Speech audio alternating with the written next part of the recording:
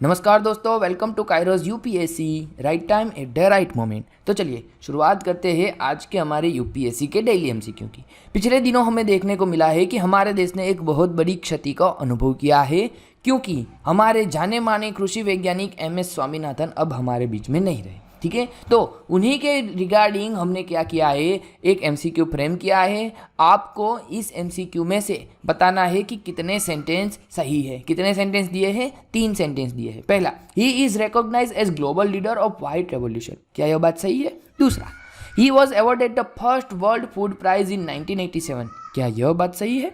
तीसरा, he chaired the national commission on farmers for improving the status of farmer. तो क्या यह बात सही है? तो देखिए, 3 सेंटेंस में से सबसे पहला सेंटेंस अगर देखें तो he is a recognise as a global leader, ये बात सही है, लेकिन यह व्हाइट रिवॉल्यूशन नहीं होगा। कौन सा होगा? यह होगा ग्रीन रेवोल्यूशन। ठीक है, व्हाइट रेवोल्यूशन जो था वो तो हमारा था किनके लिए? व्हाइट रेवोल्यूशन था हमारा मिल्क के लिए, और मिल्क में क्रांति लाने के लिए, मिल्क में रेवोल्यूशन लाने के लिए हम याद करते हैं किनको? डॉक्टर वर्गीस कुरियन को। ठीक है, तो पहला सेंटेंस हमारा गलत है, दूसरा और तीसरा दोनों सही है, यानी कि हमारा option B only 2 is the right answer होगा। देखिए क्या हुआ है, तो हमारे जाने माने कृषि वैज्ञानिक एमएस स्वामीनाथन नहीं रहे, और उन्होंने काम किया है किनके साथ? जो वर्ल्ड के दूसरे बड़े ग्रीन रिवॉल्यूशन लाने के काबिल रखते थे, ऐसे वैज्ञानिक जैसे कि नॉर्मन बारलोग।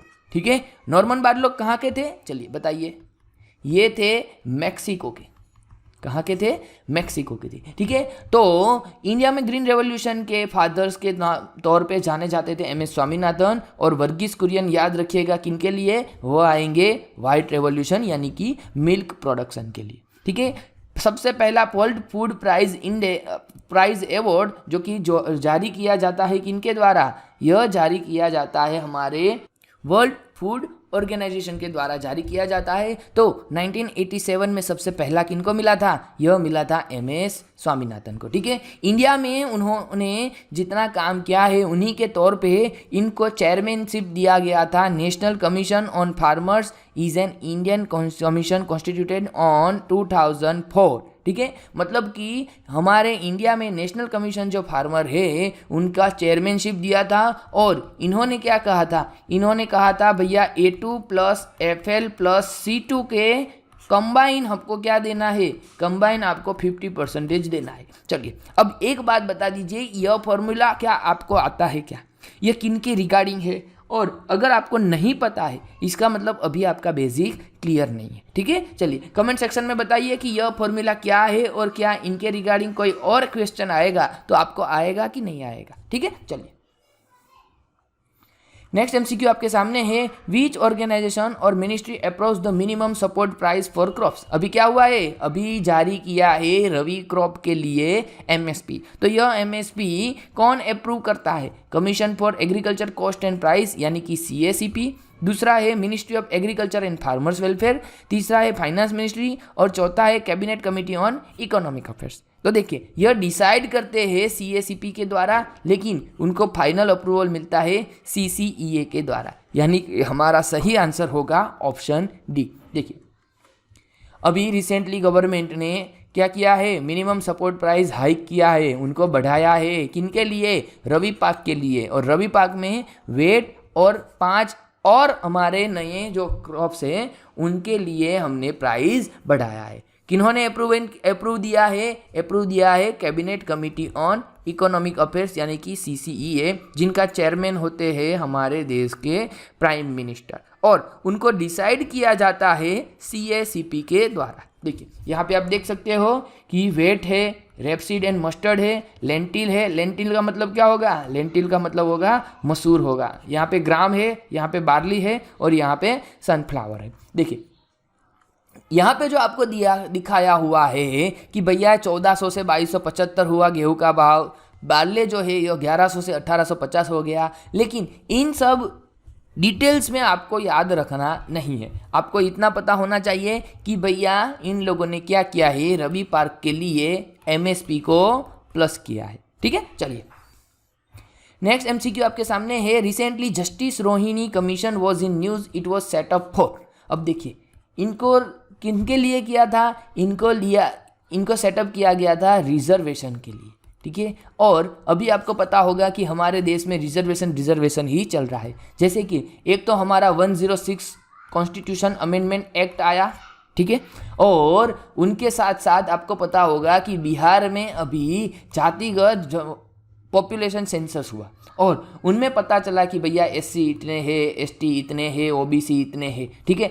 अब देखिए एक आपको मैं बता दूं कि इंडियन पॉलिटिक्स किस दिशा की ओर जा रहे हैं। तो ओबीसी को फिलहाल मिल रहा है 27% रिजर्वेशन, लेकिन अब जिस हिसाब से बिहार में अभी पॉपुलेशन सेंसस किया तो वहाँ पे पता चला कि भाई बिहार में तो 63% कौन है, सिर्फ 63% ओबीसी है। तो क्या उनको 63% रिजर्वेशन देना चाहिए कि नहीं देना चाहिए? अब इसमें हमारी ऑपोजिशन जो पार्टी होती है, ये ऑपोजिशन पार्टी इसका डिमांड करेगी, ठीक है। तो पार्लियामेंट्री फॉर्म ऑफ गवर्नमेंट में ऐसा भी होता रहता है। हालांकि यह कई बार हमारे देश की इंटरनल यूनिटी के लिए काफ़ी खतरेमंद साबित होता है। तो जो जस्टिस रोहिणी कमीशन जो है यह किनके लिए था? क्या यह recommending the reforms of recognizing the rights of LGBTQ के लिए था?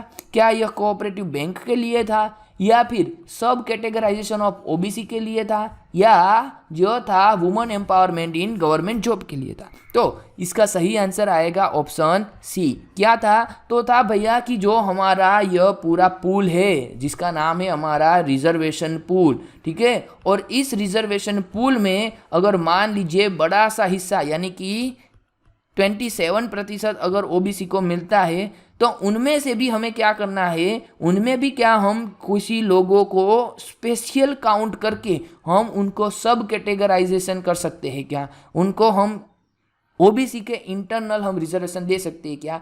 इसी फिजिबिलिटी को चेक करने के लिए जस्टिस रोहिणी कमीशन को सेटअप किया गया था। और यह जो जस्टिस रोहिणी कमीशन है यानी कि जस्टिस रोहिणी जो है यह रह चुके हैं हमारे दिल्ली हाई कोर्ट के चीफ जस्टिस, ठीक है। तो इतना चीज़ आपको पता होना चाहिए। देखिए अभी क्या किया है, तो अभी जस्टिस रोहिणी कमीशन का जो सेटअप हुआ था और उन्हीं सेटअप के बेस पे उन्होंने अभी अपना जो रिपोर्ट है यह रिपोर्ट कर दिया है सबमिट किनको? प्रेसिडेंट द्रौपदी मुर्मू को। तो आने वाले टाइम में हमें पता चलेगा कि ओबीसी में अगर हमें सब कैटेगराइजेशन करना है तो किस हिसाब से हम उसको कर सकते हैं, उनकी क्या फिजिबिलिटी है यह भी हमें देखने को मिलेगा। चलिए नेक्स्ट एमसीक्यू आपको बताना है, consider the following statement regarding harmful algal blooms और HABs।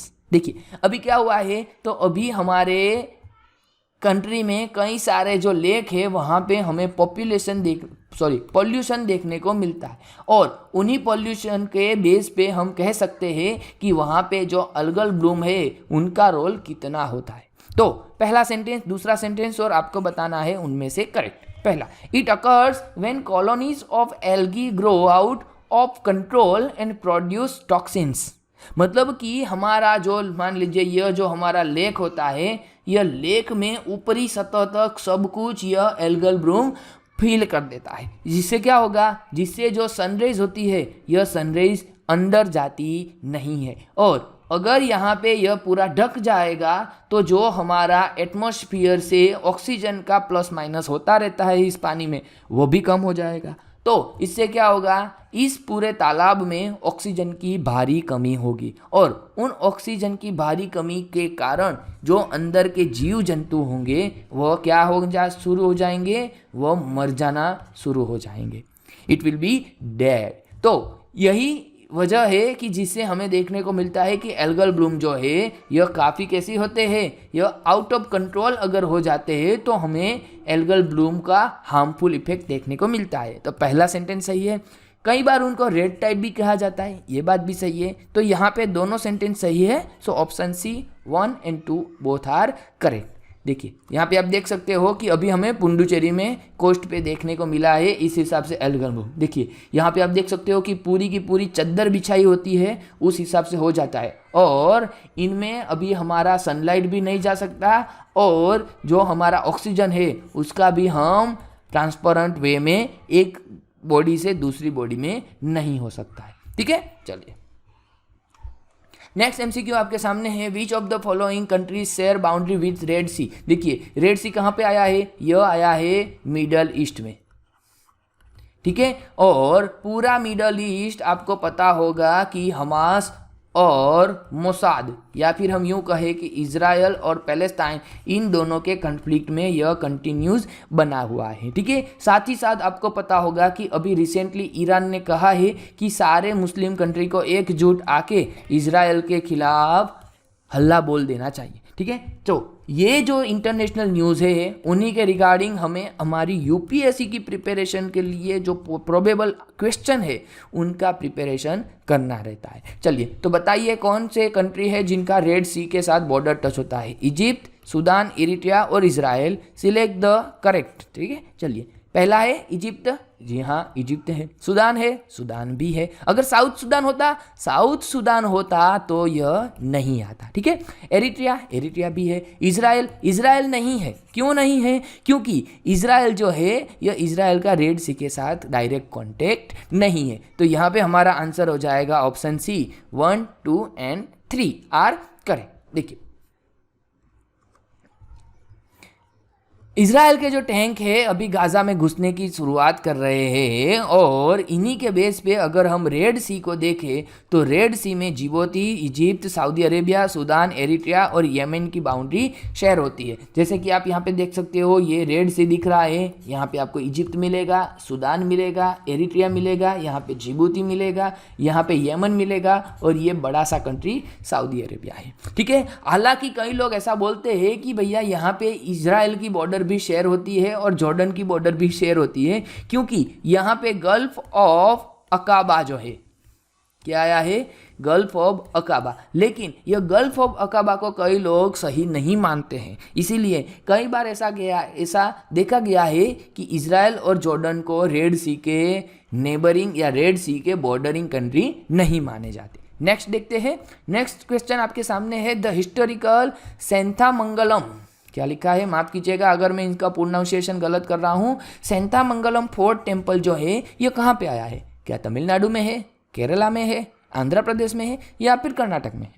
तो यह क्या है सर जी? यही तो बात है, यही तो कंटेक्स्ट है। अगर आपको ऐसा न्यूज़ करंट अफेयर्स में नहीं पढ़ने को मिल रहा है, इसका मतलब आपका करंट अफेयर्स होली कवर्ड नहीं है, ठीक है। तो ये जो टेम्पल है, यह सेंथामंगलम फोर्ट टेम्पल आया हुआ है कहाँ पे? तमिलनाडु में आया है। कहाँ पे आया है? तमिलनाडु में आया। अभी क्या हुआ है कि यहाँ पे हॉर्सेस है, ठीक है, और उनको अभी ऐसे अबेंडोर्ड हालत में छोड़ दिया हुआ है। तो एएसआई ने क्या बताया है कि भैया हम इसका देखरेख करेंगे। देखिए यहाँ पे आप देख सकते हो कि 2 musical horses made of stone, पत्थर से बनाए हुए हैं, जो कि हिस्टोरिकल है। और यह सेंथामंगलम फोर्ट टेम्पल जो है यह आया है तमिलनाडु के विल्लुपुरम डिस्ट्रिक्ट में, ठीक है। तो उनको क्या किया गया है? उनकी जारवनी, उनका प्रोटेक्शन नहीं किया गया है और नेग्लेक्ट किया गया है। तो अभी आर्कियोलॉजिकल सर्वे ऑफ इंडिया ने कहा है कि हम इसका रिस्टोरेशन करेंगे, ठीक है। देखिए आप हालत में देख सकते हो कि हमारा कितना बढ़िया हेरिटेज जो है,